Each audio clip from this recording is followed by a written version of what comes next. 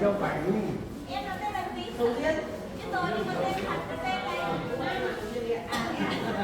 thử tiếc lại còn thử tiếc nữa thử chung đi một kiểu đầy đủ tập thể sau đó là lát thì mình chụp đăng qua các em người em cô bây giờ đây thì em ở đây các em ngồi đây em ngồi hàng đây người ngồi đứng trước rồi đấy đúng rồi mình ngồi xuống đấy ngồi hàng đấy em cứ ra đi cùng nhân em ra đây lên đâu rồi em ra đây rồi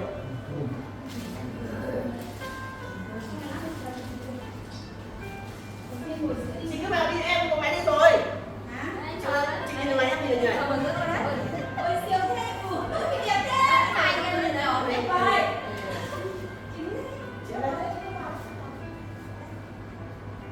Các cô ấy cũng nhìn máy ảnh có chụp ảnh nhá. Có chụp ảnh ạ.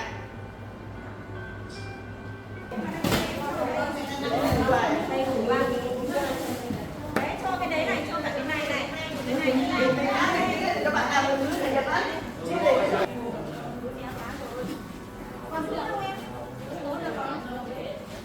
nếu mà còn nữa thì còn cô thì cả Nghe em đóng sữa đi.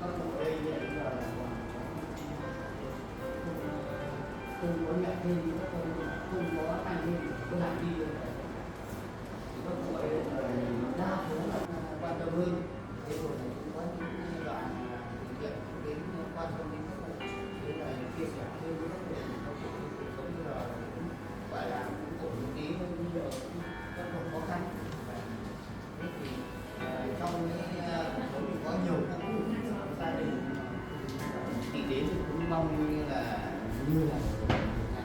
con cháu các cụ ở đây ở đến là một cái các cụ rất quý mến bởi vì con cháu mình còn chưa đến được nhưng mà mọi người ở đâu mà thì mang tình cảm đến mang niềm vui đến cho các cụ đây đó là rất quý của các cụ đây cũng xin chia sẻ với thầy đây thế thì được các cụ ở đây thì nhiều khi thì bảo là con cháu về được cơ đấy nên là các anh các chị đến là các cụ quý quanh coi như cháu đây luôn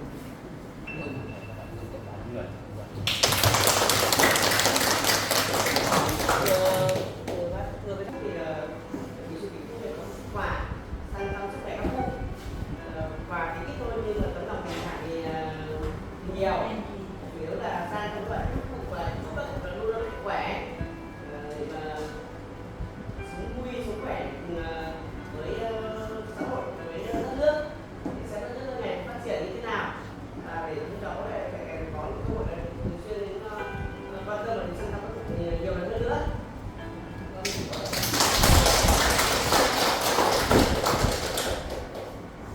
một là bây giờ là còn 11 yếu thì nhau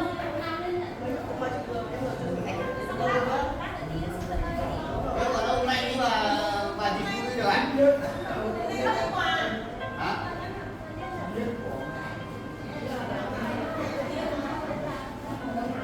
Mấy bạn chưa lên trực tiếp hôm nay có 5 người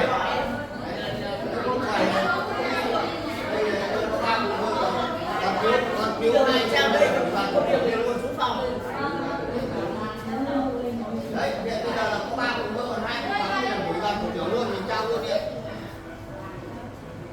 đây bây giờ là như thế này. Đây bây giờ là mình như thế này đấy đấy một suất quà đấy em trước đây rồi đi cũng đi em đây rồi nữa bác này tay này thì không bê được đấy chân của bác ấy cũng có bị đùi đấy, 2 chân gỗ mà em đứng lùi ra xong đấy chỗ này nhưng lần là thôi ok con bê được cái nhát là nặng lắm cứ cùng nhau mà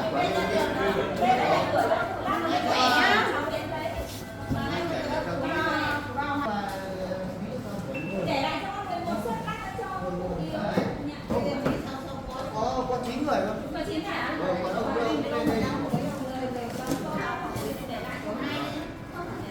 ông có 2 đâu ạ. Có 2 5 suất ạ. Lên đi ạ. Có người ở bên này.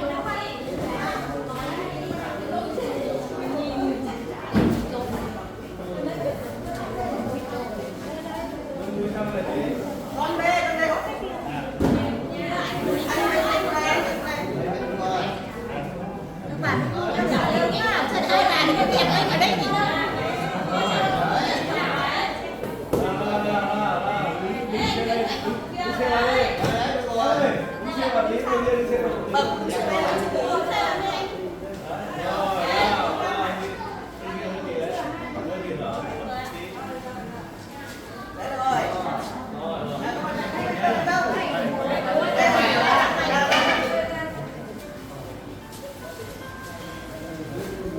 Tổ 4 đâu ạ?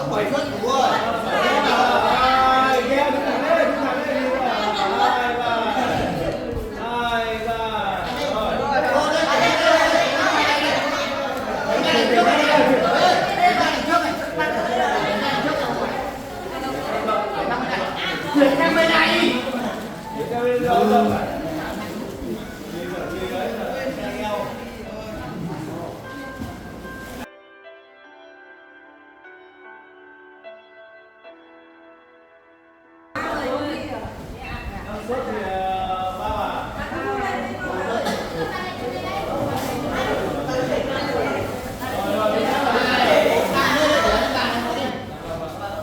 Đánh lên bé ạ. Rồi, nhá, bắt đầu đi rồi. Đây. Đây. Nhị quá, nhị quá. Thôi để các bạn đây cho bạn xem ra. Đỗ ok ơi, dậy đi. Và chắc nó lên lên. Ông ơi, xem chưa? Uống lên đây.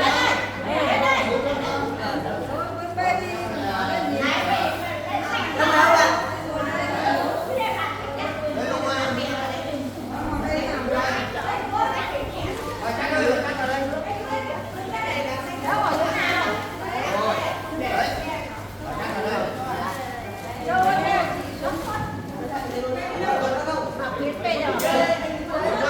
Em ơi. Em ơi. Đó, đây là uống cái này. Ông có bà đâu rồi?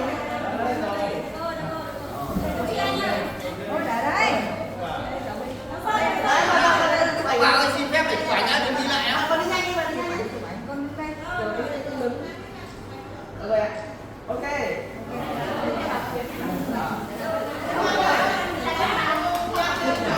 Con nhớ cái này đâu chị ạ?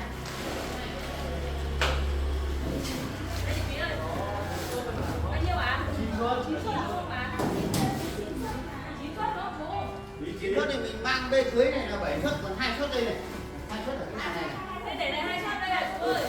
Rồi đấy. Phải thôi. Để 2 suất đấy mang lên trên Kéo đấy. ơi, luôn đây cái sao nó không đi xuống kia. Đấy, đi ra đây. 2, 4, 6. Đây có 6. 2, 4, 6. Ơi, 2 suất mà. Trên này có 2 suất ạ. Cũng ấy 9 suất đúng không? Sao lại 6 hay là 8 chứ ạ? À, thế thì 6 làm sao rất là đúng. Đây 6 suất trong cái kia. Ừ. 2 suất chào ở đây. 2 suất có 2 cuộn trên đây nữa này. Lấy cho ông Ngọc rồi, ông Ngọc bà ấy lấy hộ tôi luôn. À thế hả? Vâng. Thì không phải bà tưởng là vậy Đâu? ông Ở đây này. hả? 2 suất ở đây ạ chú. Bà ấy.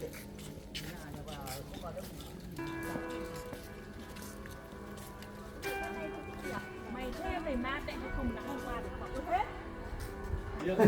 Có khi người lắm. Đánh lơ rồi. Mình đi qua đây để chụp ảnh. Đấy. Đấy. Qua. Bây giờ phải nhá. Đây đây. Con chào cụ nha. Chúng con đây có chút quà gửi biếu cụ. Chúc cho cụ luôn mạnh khỏe nhá. Hôm nay rất là hoan hỉ là được các anh chị em bạn sầu riêng ở dưới Bình Xuyên, Vĩnh Phúc nên thăm các cụ rồi trao những xuất quà tình thương. Dạ, hoan hỉ không ạ? Thấy hoan hỉ không? Dạ. Nói to cũng nghe tiếng. Có nghe tiếng đấy, em cũng nghe tiếng. Nói to vào, anh nói to vào. Để bố cô. Không lớn nữa đâu. Để bố cô. Để chờ cơm biết. Nó bỏ đây xuống nhá. Kéo đẩy đây đẩy dây lên kia. Em giúp cho mình. Chừng lại cái nó lên ảnh thì mình đẩy bên kia cũng được. Đi vào đây. Hôm nay các bạn lên thăm các cụ rồi là lại mang cả quà nữa này, rất là hoan hỉ ạ. Nói như đúng rồi. Nói như đúng rồi, xong chả quay video chả bấm gì. Đau hết ruột. Cô phải tươi cười lên. Hoan hỉ ạ. Chào cô nhá. Đi. Đi xuống nhà phòng dưới này.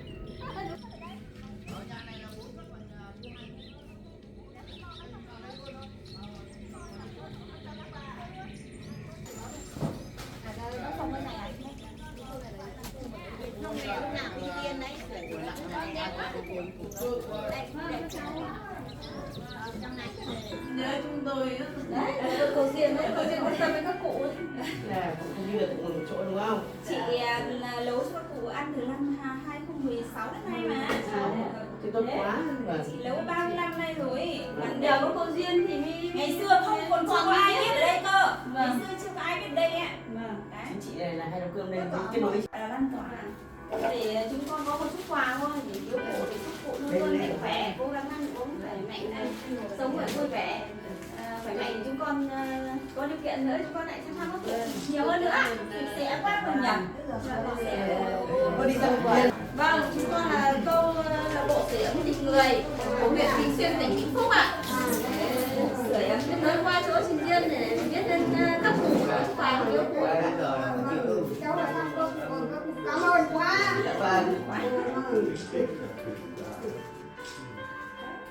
Để chúc cụ luôn mạnh khỏe cụ nhá, vẫn luôn luôn khỏe mạnh ạ. Cụ phải 95 tuổi rồi. Vâng ạ. Dễ cho bạn. Mạnh thế nhở? Xin bía cụ lan rẻ cụ đẹp thế nhở? Xin bía cụ ơi.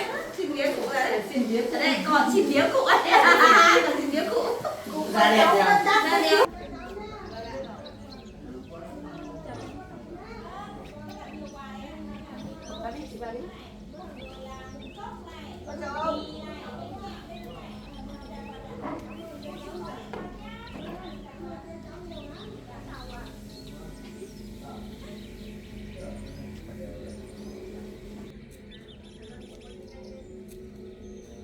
Cái chua rồi.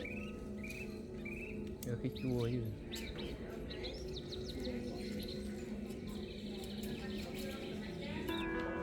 À vâng. Thì nó là cái bệnh mãn tính rồi. Vâng. Cố gắng cụ ạ. Vâng, nhiều chung bệnh. Cố gắng chịu đựng đấy. Cái này là đau lắm. Cái gì cũng đau ngày. Đau kiểu như là vòi trong xương mình quán cụ thấy mà. Con chỉ có đau lưng không mà có lúc nó cắn con cũng thấy như Đây này em yêu chuyên cắn cái này nhưng mà đau như thế này đau lắm. Chân giờ Chưa kia nó đau nhưng mà cưa rồi thì nó không đau rồi. bỏ đi. Cái ý không đau đau bên trên. Nó chỉ Đấy, đau đau các các khớp, cái các khớp. Cái đấy là cụ bỏ đi rồi. Cái con này bây giờ nó toàn kiểu nó vào những các khớp để nó ăn những cái chân ở trong nó nhức ở nó khớp. ăn cho khô hết khớp bây giờ nó rụng. Tôi đi con chơi với cụ nhé. Chịu rồi giờ trông các cụ. Chị Tuyết rồi. Đấy, chị đây. Ăn Đi vào đi chị. Đến 19 giờ xong cụ đây đi em chụp ảnh. Đấy. Tuy nhiên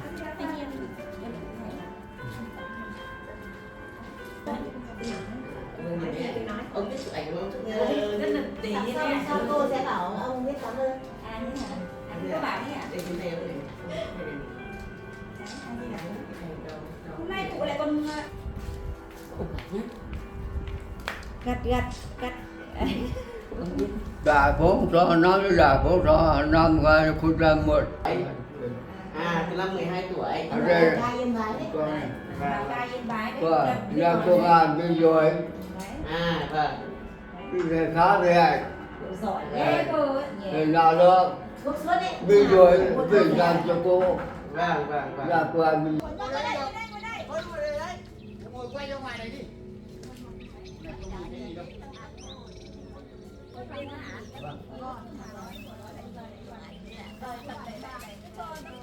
Rất là thọ nhá.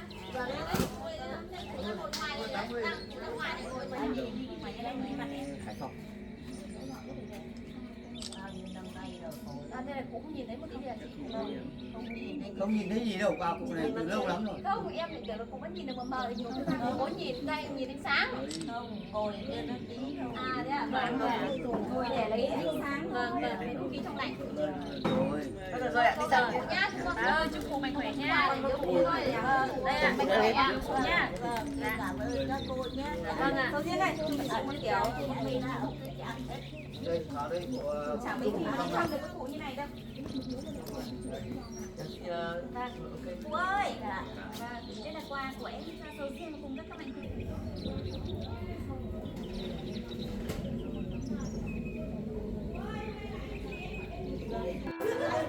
Đây là chị cụ à?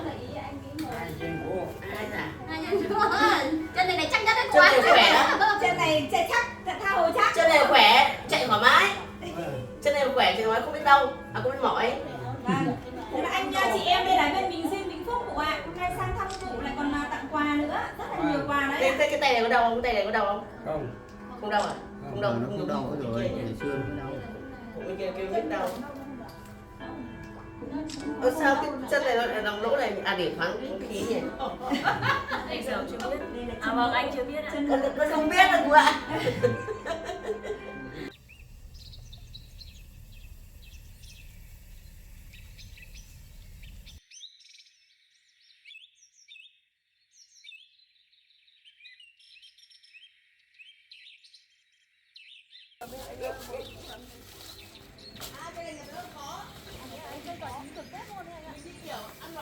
Đúng rồi.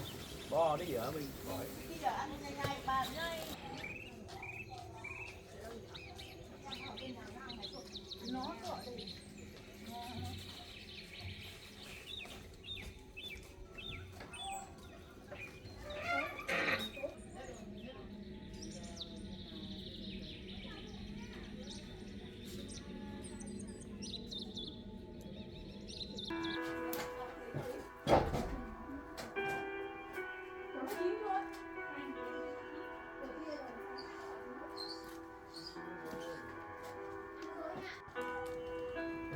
Thôi cái đấy bạn muốn chụp tới chụp ảnh không? Bước lên giường được mà. Chưa để bạn nhớ đâu. Thôi thôi để đấy đi. Cái này chắc chắn. Đấy cái này đây chứ.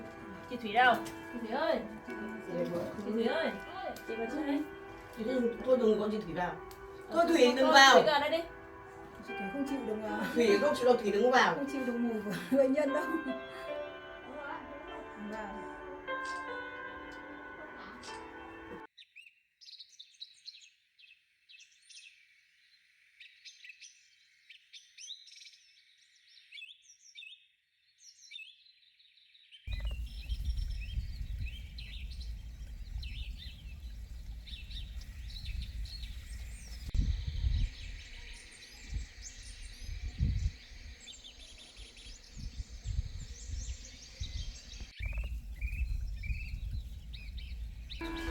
Con tải Trong ghế này ghi còn một thùng nữa này. Đúng rồi, em ở trong ghế. Bấy tải con tải không? Vâng, chào chị nha. Vâng, tôi đến thăm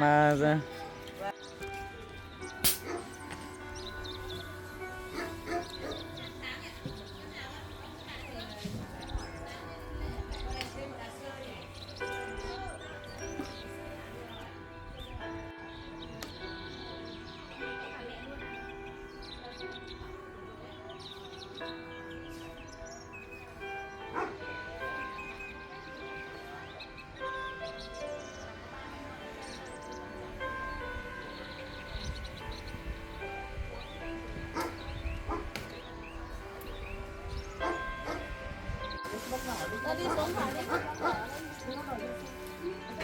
Giới thiệu với tôi là đoàn Thôi đứng đây nói chuyện đi không Không đi sao đâu đâu. ạ, thôi. Rồi Vấn đề gì đâu ạ. Vâng. Rồi đừng bóng đỏ đấy. Bóng đỏ nhiều mà đấy. Đừng có để rơi mất. Đây nó em thấy cái màu đỏ màu ảnh ấy. Đó, hai túi vào nó cao. Đi đổ ra. Cái đổ ra. Đó, một túi.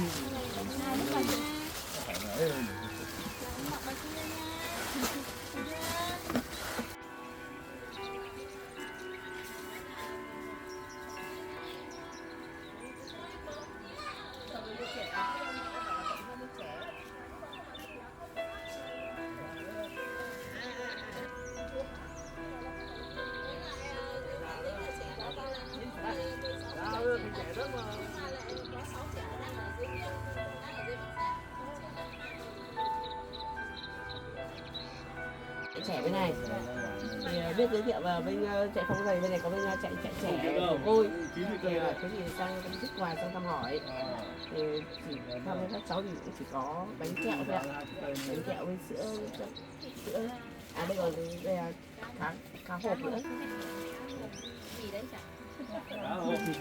thịt hộp cá hộp, đây có quà Cái này để cho các cháu thì không tưởng đây là 20 trẻ thì lại toàn sữa, mua sữa thì trẻ con, không có sữa thì người già. Không sao ạ. Có thể là họ vẫn đi làm ăn bình thường nhưng mà bất chợt một cái họ gặp một cái gì đấy trong cuộc sống họ bị bế tắc ấy. Thì xong là mình sẽ giúp họ đây nghỉ ngơi một thời gian, ở 5-7 tháng hoặc 10 tháng thì họ ổn định về tâm lý thì họ lại trở về làm việc bình thường. Cô quả sơ rồi đấy, cũng là từ thiện là gì, người ta làm gì nữa. Trong cuộc sống mà họ cũng cần cái thời gian để tĩnh lặng để nghỉ ngơi để mà lấy lại cái tinh thần ấy, lấy lại cái nhà.